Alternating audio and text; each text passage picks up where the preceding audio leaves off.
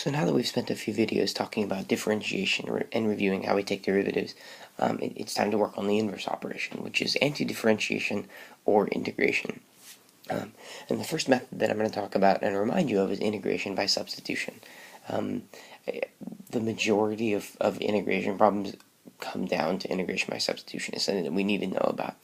And so the first thing for us to do is to sort of look at, what are the guidelines for integration by substitution? How do we do it? So the guidelines that I use are effectively two things. When you're trying to do a u substitution, you want to choose a function whose derivative shows up elsewhere in the integral expression. So whatever you're choosing as your u, the derivative of that thing, unless it's just a constant, needs to show up elsewhere in the problem. The second thing is it's very helpful to choose a function which is composed inside of another function. So if you have the cosine of x cubed, that x cubed is a good candidate for a u substitution, especially if the derivative of x cubed, like 3x squared, shows up elsewhere in the integral expression. Integration by substitution is something you really get better at with practice. So all we can really do is try some of these out and try and regain that skill. So this should be a very simple and straightforward u substitution. I would really hope that all of us can do this problem. So pause the video, work out this antiderivative using u substitution. So hopefully you tried it on your own. If you didn't, you would have chosen your u as x squared. And now that I've said that, you might want to see if you remember the process. If you don't, I will walk through it now. Our next step is effectively to take the derivative of this substitution. When I do that, I will have du equals 2x dx. And last year, I don't remember, we may have done this as du dx equals 2x and then multiply the dx over. But the thing that I'm always recommending people do is once you've done this, solve for the dx. Right? Actually get yourself into a position where you have du over 2x equals dx. And the reason that I do that is that I want it to be very clear how we're going to plug things back into this problem. Because the next step is for me to say, okay, this x squared right here is going to turn into u, right? And this dx will be turned into du over 2x. And so when we bring all this back to the problem, we have the integral of x, we'll deal with that later, times the cosine of not x squared anymore, but u dx, so times du over 2x. And the super important thing about u substitution is that once you have done the substitution, you have to get the problem to only have u in it. Right? So we've got to have some way of getting rid of these x's. So fortunately, this x here and this x down here are, will eliminate with one another. And so I have this 2 here. I'm going to bring that out front because that's just a constant multiple. 1/2 times the integral of cosine u du. Note that at this point I've transformed the problem from being in terms of x into being entirely in terms of u. On top of that, notice that what I have left is simply one of my memorized integrals. When you're doing u substitution, very commonly, what you're doing is you're working back down to a common case, to one of the, the things that we have memorized. Hopefully you remember that the antiderivative of cosine u is sine u, so this gives me 1/2 sine u plus c, and the final step then is to put the problem back in terms of x. So 1/2 sine of x squared plus c. That's u substitution. This is how integration by substitution works. This is always how it works. So hopefully you remember that. We've got a few more examples we can try. This one is the integral of e to the square root of x minus 1 over the square root of x dx. The first thing to do is to identify and to figure out what your u substitution should be. So pause the video, think through that. If you want, you can unpause and check your u substitution with me before you go on and do the problem by yourself. So I want to pick something that's plugged into something else and something whose derivative shows up elsewhere. What I'm going to choose is this square root of x minus 1. Some people just choose the square root of x, but I really feel like doing the square root of x minus 1 makes more sense. So I'm going to do u equals the square root of x minus 1. The derivative of that, du, is 1 over 2 root x dx. And right there I have nice confirmation because this is 1 over root x, and I have a 1 over root x in my problem. So next up, we solve for dx. Note that when I do that, I'm going to just multiply the 2 root x over. So 2 root x du equals dx. And then I go back through and I substitute this stuff in. If you have not worked out the rest of this problem on your own, pause the video and do that now. It's important for you to have this practice. This gives me the integral of e to the u over the square root of x times 2 root x du.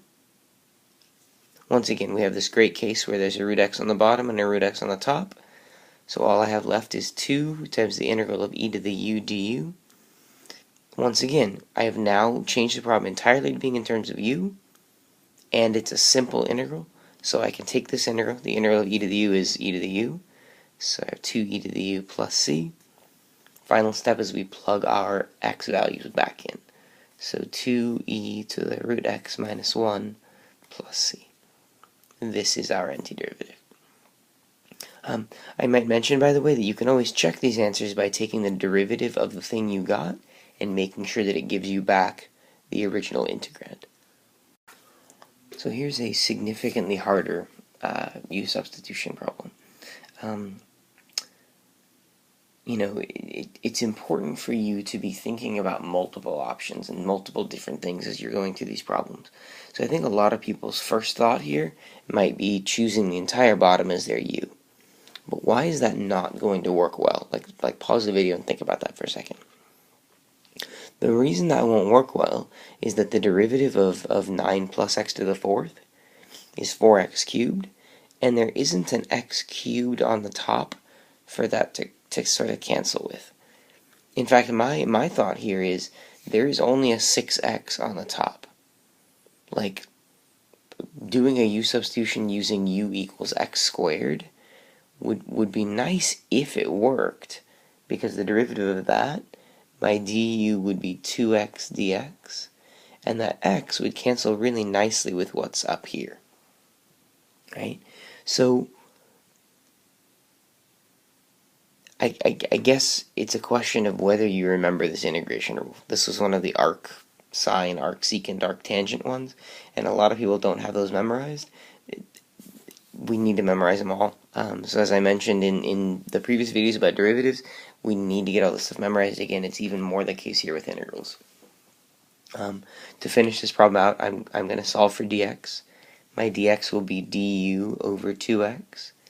And what I would ask you guys to do here is, pause the video and use this u substitution. Take these things and plug them into this problem and see what you get. And, at least transform the problem. This is going to give me the integral of 6x over 9 plus u squared, because my u was x squared and this is x to the 4th, and then times du over 2x. Now this works out really nicely, because the x and the 2 will reduce this down to a 3, and I'll actually bring that 3 up front. 1 over, and then what I'm going to do here is I'm going to do 3 squared plus u squared du. And this is where we recognize that this thing looks just like arctangent, right? And we remember, like if you look at your list of derivatives and integrals, we know that the integral of 1 over, a squared plus u squared ends up being 1 over a times the arctan of u over a plus c. So these 3's in the front actually are opposites, so they'll be eliminated from the problem. The final answer for us ends up being the arctangent of x squared over 3 plus c. And that's integration by substitution. There is one other thing that you can do with substitution. It was a shortcut method that we used, and I wanted to go over that really quickly with you, so I have one last problem for us.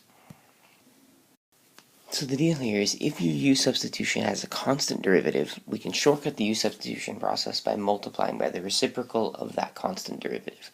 So I'll give you a really, really quick example of this. Suppose that you were being asked to find the integral of the sine of x over 3. Right? We look at this problem and say, you know, this was not one of our memorized derivatives. We never memorized the sine of x over 3.